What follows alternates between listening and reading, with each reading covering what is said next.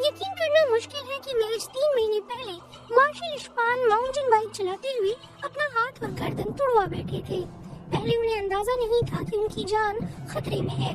खुशकिस्मती से उनके cycling group में एक डॉक्टर भी थे जिन्होंने तुरंत उनकी मदद की। फिर क्लिनिक में उनका चेकअप किया गया। आप ये निशान देख रहे हैं, आपकी डिस्क भी टूटी है और लिगामेंट के पीछे के हिस्से में भी चोट आई है। इसकी अपनी जगह से हिलने पर रीढ़ में चोट लगने का खतरा पैदा हो जाता है। ये तस्वीरें देखने पर और जो कहानी आपने बताई है उसे सुनकर मैं यही कहूँगा कि आप बहुत ही खुशकिस्मत रहे।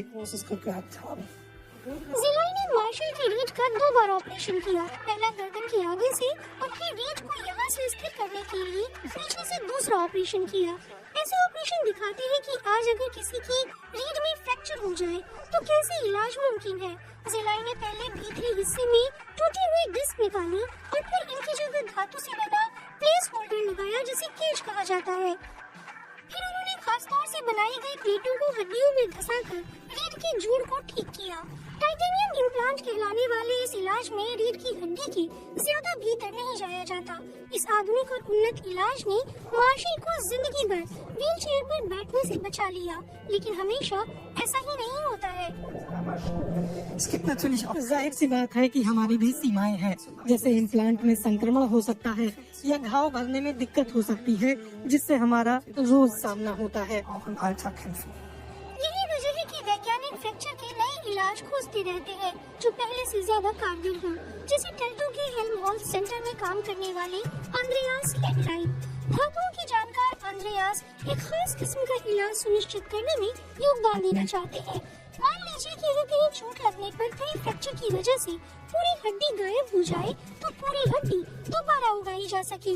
वो एक सफेद फोम पर काम कर रहे हैं जो फ्रैक्चर के भीतर हड्डी जैसे ऊतक बनाता है। आंद्रेयास के इस भुरभुरे फोम में जेलाटिन यानी सरीज और अमीनो एसिड लाइसिन है। ये टूटी हड्डियों के बीच की जगह भर देता है, फिर सेल इसके भीतर जाकर नई हड्डियों के ऊतक बना सकती है। ये फोम नई हड्डियों के लिए जगह बनाता है। जब ये सेल खाली जगहों में बैठते हैं तो उन्हें ऐसा माहौल चाहिए जो संकेत दे कि यहाँ हड्डी बननी चाहिए। तो हमें एक गाइडेंस स्ट्रक्चर चाहिए जिसके सहारे ये सेल बढ़ सके और फिर बायोमैकेनिकल जानकारी आगे बढ़ा सके। आंद्रेयास के इस फोम से जुड़ने वाली सामग्री के रूप में काम करने की उम्मीद है।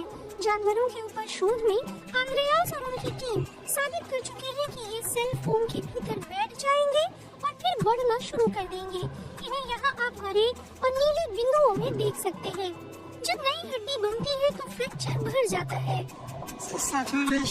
जाहिर सी बात है कि इसके कारगर होने से पहले इस पर बहुत मेहनत करने की जरूरत है, पर ये बड़ा दिलचस्प है क्योंकि कई जगह काम आ सकने वाली इस सामग्री को कई मांगे पूरी करनी होती हैं।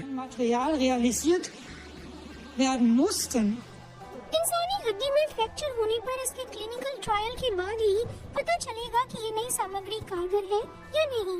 धातु की प्लेट और बोल्ट की जगह या फोम और ऊपर से खपच्ची लगाकर काम बन जाए और घाव भर जाए, अभी तो ये बात दूर की कौड़ी ही नजर आती है। मार्शल इशफान के केस में ये प्लेट हमेशा उनके शरीर में रहेंगी, पर इस इलाज से वो बहुत खुश है।